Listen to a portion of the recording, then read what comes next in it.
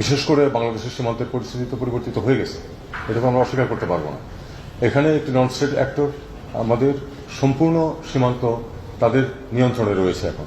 জাতিসংঘের তত্ত্বাবধানে শর্ত সাপেক্ষে মিয়ানমারের বেসামরিক লোকজনের জন্য মানবিক করিডর দেওয়ার নীতিগত সিদ্ধান্ত নিয়েছে বাংলাদেশ। আমি শেখ মুজিবের মেয়ে, দেশের স্বার্থ কখনো বেচি না, ক্ষমতার লোভ আমি করি না।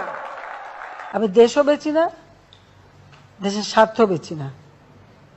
আমি সবসময় দেশের স্বার্থ রক্ষা করেই চলি। তার জন্য অনেকবার ক্ষমতা আসতেও পারিনি, আমার কিচ্ছু আসে যায় না। আমার দেশের স্বাধীনতার সার্বভৌমত্ব রক্ষা, আমার দেশের মানুষের মাথা যেন উঁচু থাকে, আমার সবসময় সেটাই কাজ। আমি এর ওর কাছে ধর্ণা দিয়ে বেড়াই না। আর আমার ক্ষমতায় আসতেও অসুবিধা হবে না যদি আমি বাংলাদেশে কারো এয়ারবেস করতে দিই, ঘাঁটি করতে দিই, তাহলে আমার কোনো অসুবিধা নাই।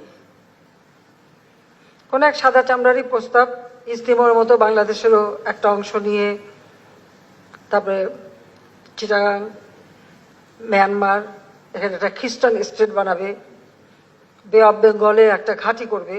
এই জায়গাটার উপরে অনেকেরই নজর, তো সেটা আমি হতে দিচ্ছি না। এটাও আমার একটা অপরাধ, কারণ এখানে মানে এয়ারবেস করে কার উপর হামলা করবে যদি একটা দেশকে দেখানো হয়, কিন্তু সেটা তো না। আমি তো জানি আরো কোথায় যাবে। যে কারণে আমাদের কিছু সমস্যা সবসময় পড়তে হবে, আমি জানি, কিন্তু আমি ওটা পাত্তা দিই না। সোজা কথা, আমি একই জবাব দিচ্ছি, যে আমি জবাব দিচ্ছি স্পষ্ট, যে আমি বঙ্গবন্ধু শেখ মুজিবের মেয়ে। আমরা যুদ্ধ করে বিজয় অর্জন করে দেশ স্বাধীন করেছি। দেশের অংশ ভাড়া দিয়ে বা কারো হাতে তুলে দিয়ে আমি ক্ষমতায় যেতে চাই না। আমার ক্ষমতার দরকার নাই। যদি জনগণ চায় ক্ষমতা আসবো, নইলে আসবো না।